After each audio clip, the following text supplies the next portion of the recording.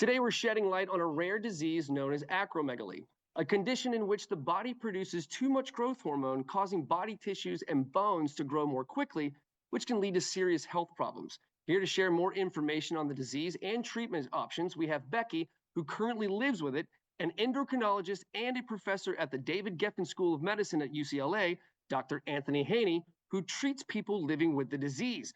Thank you both so much for joining us today. So, doctor, can you please tell us more about what this disease is? Sure, David. Thank you for having us. Happy to be here partnering with Chiesi Global Rare Diseases. So the first thing to point out is acromegaly is a rare disorder, affects about 25,000 folks in the United States, and it's caused by a benign tumor of the pituitary gland. The pituitary sits just right underneath the brain. The problem is that this benign tumor produces too much growth hormone, and that can lead to a number of symptoms such as headache and fatigue, but also can cause other issues such as elevated blood glucose, as in diabetes, elevated blood pressure, and sometimes life-threatening damage to the heart. The good news is that we have some very effective treatments that can fix this condition. So, Becky, can you describe what living with acromegaly has been like? Well, if you were to ask how I felt while living with acromegaly before diagnosing and treatment, I would say awful. I had really bad headaches. I would go to bed many nights just because my head hurt so bad. I sweat a lot. I had achy joints, and I lived with symptoms like this for over 9 years before being diagnosed and treated at the age of 50. I was at a regular doctor's appointment, and I was just telling him how I felt like I was aging so fast, and I was so frustrated with the amount of money I was spending resizing my rings. And he stopped me right there and he said, "What about your shoe size?" And that short little conversation was enough for him to run the test and to find out that I truly had acromegaly. Oh, wow. So, doctor, if someone is living with acromegaly or experiencing similar symptoms, such as what Becky just noted, what are some options that are available to them?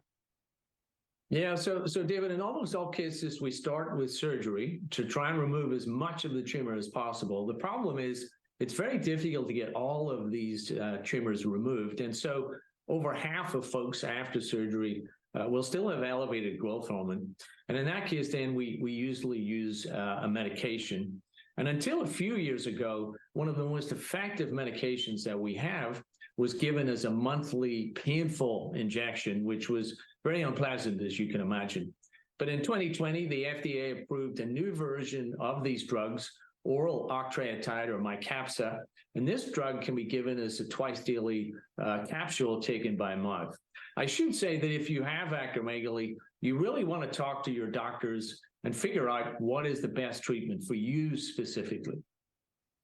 That's very interesting. So, Becky, do you have experience with this treatment option? I do. I have been on Mycapssa now for 3 years, and it has been very helpful in controlling and managing my acromegaly. You know, before I was having to schedule everything in my life, including family, work, and vacations around treatment. But with Mycapssa, I feel much more control of my life. I just take it first thing in the morning on an empty stomach, and again in the evening, working it around my meals or bedtime. And I'm just very glad that I have found something that works well for me, as well as fits my lifestyle. And keep in mind, this is my experience. Every person out there can be different, but I'm just very thankful that I can take this and go on with my life. And be aware, you know, Acromegaly Awareness Day is November 1st. That's fair. I'm so glad that the treatment is working for you. And so, doctor, where can we go if we want to learn some more information?